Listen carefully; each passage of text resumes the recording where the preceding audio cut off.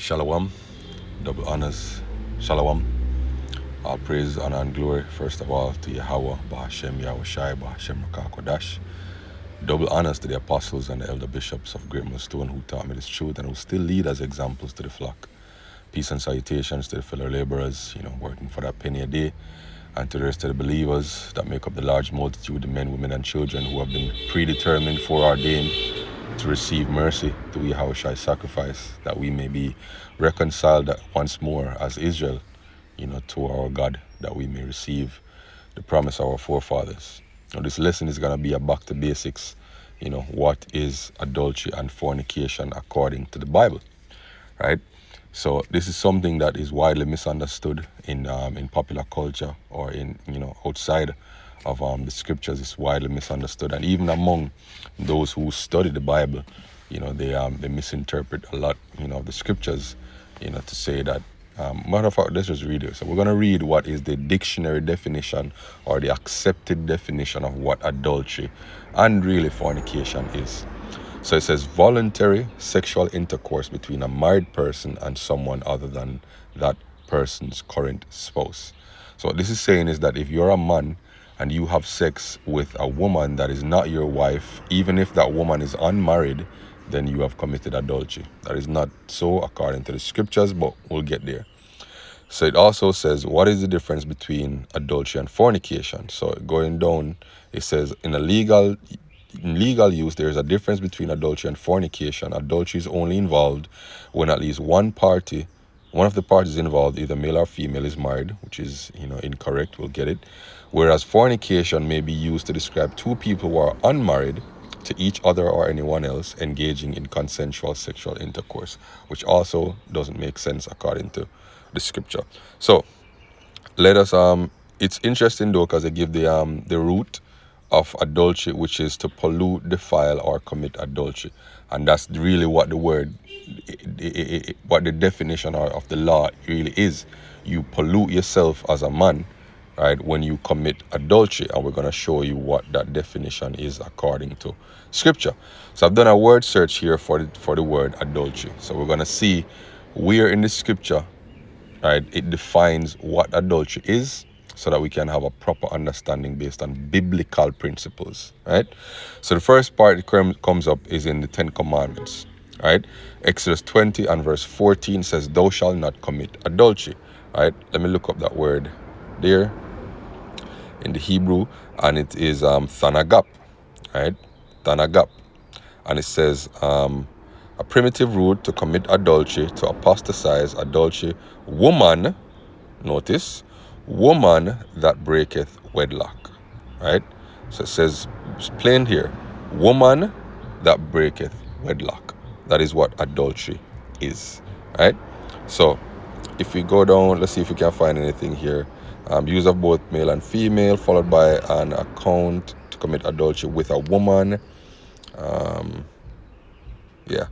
So really and truly what it is a woman that breaketh wedlock. So we're going to show that, from the other instances where adultery comes up. So the next one now is Leviticus chapter 20 and verse 10. And that says, "The man that committeth adultery with another man's wife, even he that committeth adultery," right, "with his neighbor's wife, the adulterer and the adulteress shall be put to death." Right. So in this case, it's describing a very specific scenario. A man, whether he's married or not, having sexual intercourse with another man's wife, right? Both he that does it is an adulterer, and she, being married and having sex with somebody other than her husband, is an adulteress, right? Deuteronomy 5 verse 18, "Neither shall thou commit adultery," right? And then Proverbs 6 and verse 32 says, "But whoso committeth adultery with a woman lacketh understanding, for he that does so destroyeth his own soul," right? So Leviticus 20 verse 10 is really the key, right? This is where it describes really and truly what adultery is. And see if there's any cross references, right? Right. Deuteronomy 22 and verse 22. If a man be found lying with a woman married to an husband, then shall they both of them die. Right? Both the man that lay with the woman and the woman, so shall thou put away evil from before Israel. Right? Verse 23. If a damsel that is a virgin be betrothed to one husband, and a man find her in the city and lie with her, so she's promised to somebody. She's not yet married, right? But in Israelite custom, in ancient Israelite custom, once a woman is betrothed to a man, during that betrothal period, she is still considered to be his wife, right? Because he's promised to her. That's a contract, right? If a damsel that is a virgin be betrothed unto an husband, right, and a man find her in the city and lie with her, then ye shall bring them both unto the gate of that city, and ye shall stone them with stones that they die.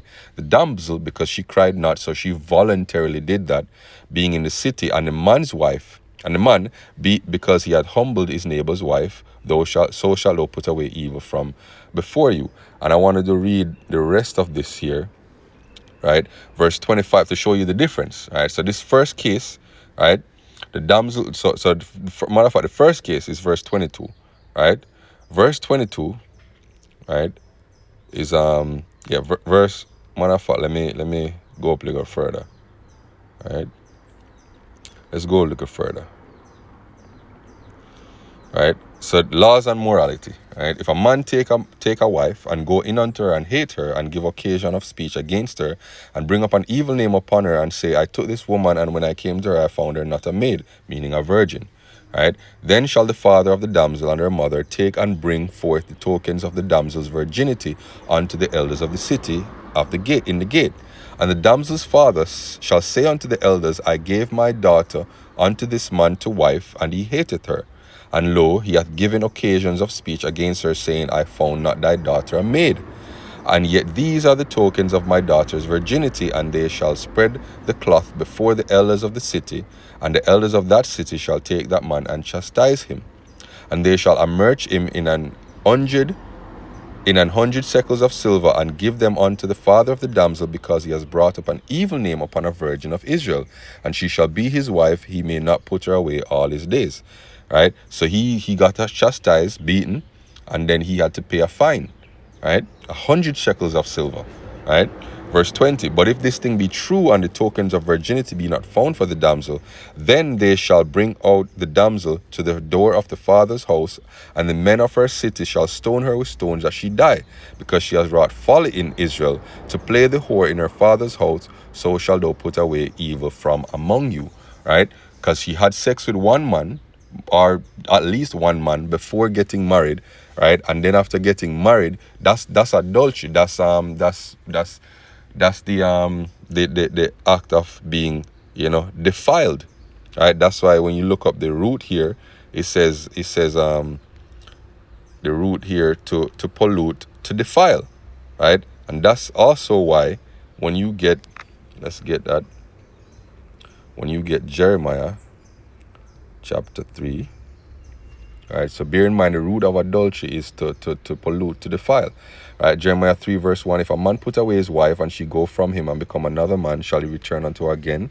Shall not that land be greatly polluted? Because thou hast played the harlot with many lovers, yet return thou unto me, right? So when a woman has one man, that's her husband, and she goes into another man while her husband liveth, she is now polluted, because more than one seed, right, has entered her. That body is now full of mixing and corruption and pollution, and it's just defiled, right?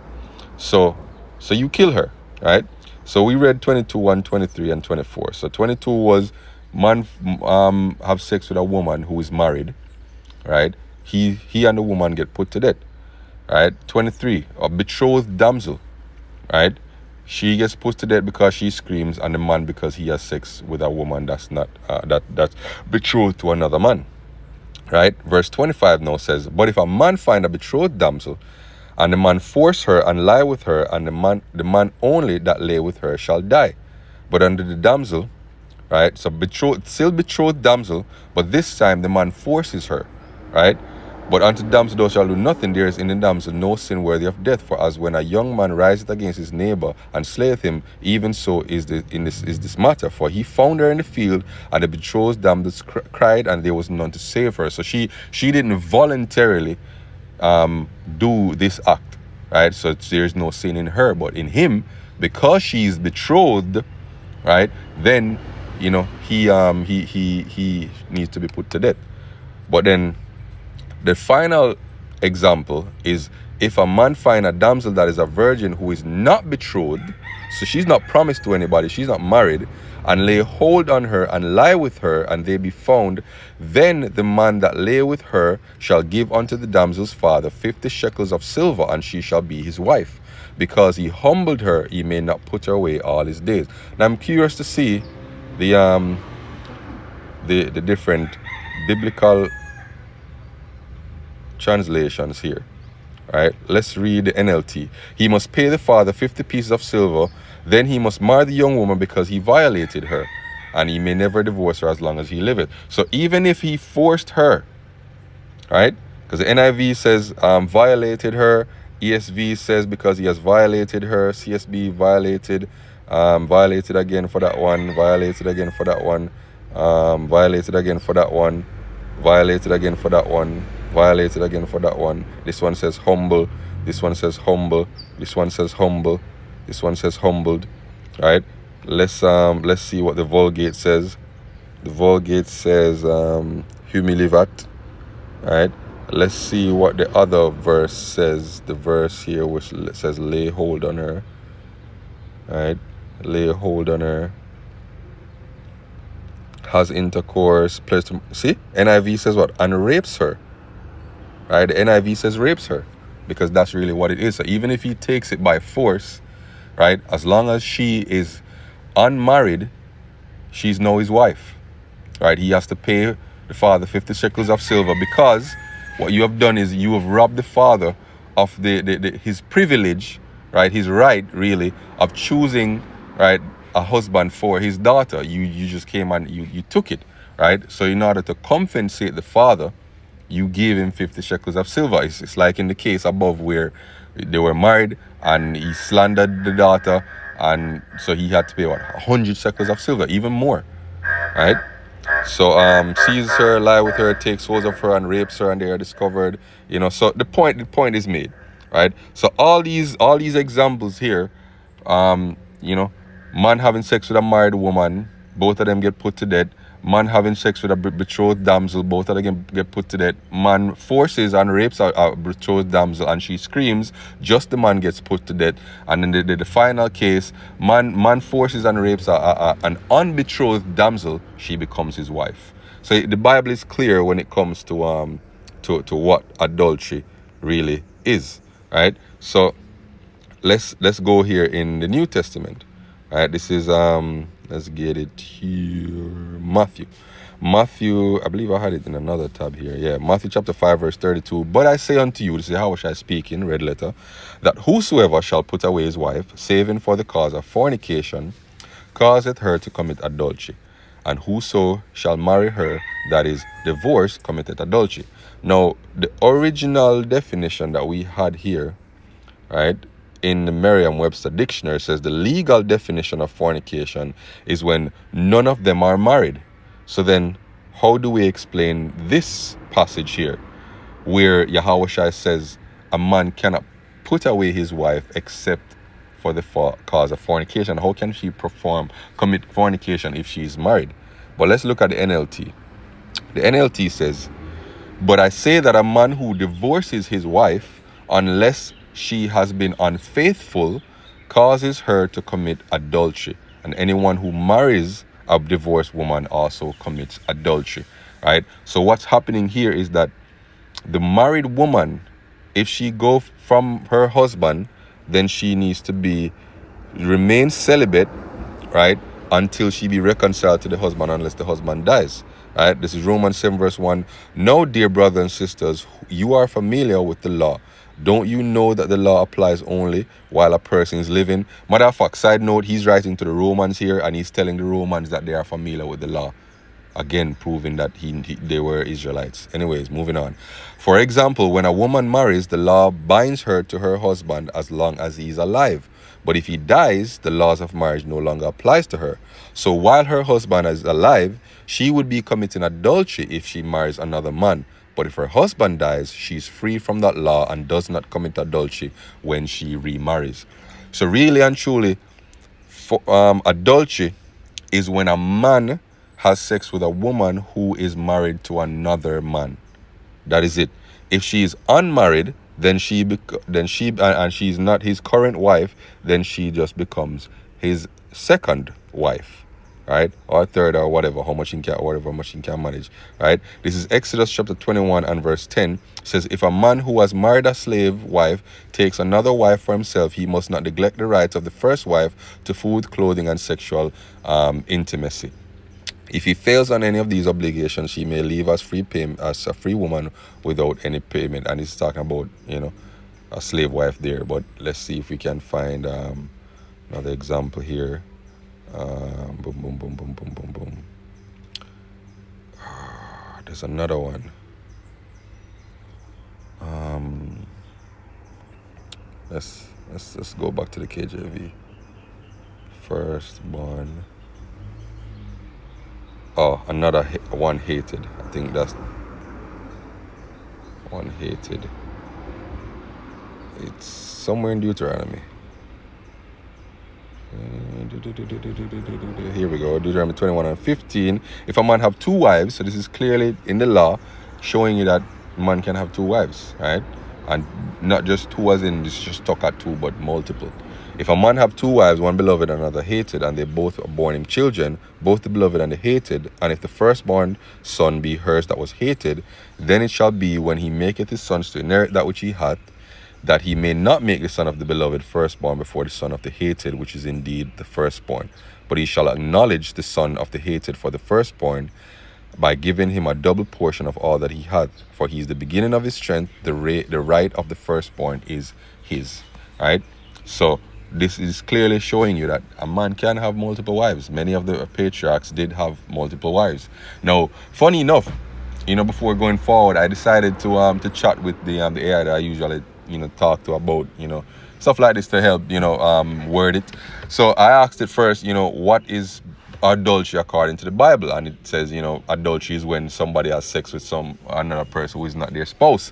So I asked the question, doesn't the Bible specifically describe adultery as a man having sex with a woman? So I pretty much said, where in the Bible does it say that a man commits adultery when he has sex with another woman other than his current wife who is unmarried? And it clearly says there's nowhere in the Bible that says that, right? The Bible specifically speaks about the case where the woman is married but has sex with a man that is not her current husband, right? That's what it defines it as.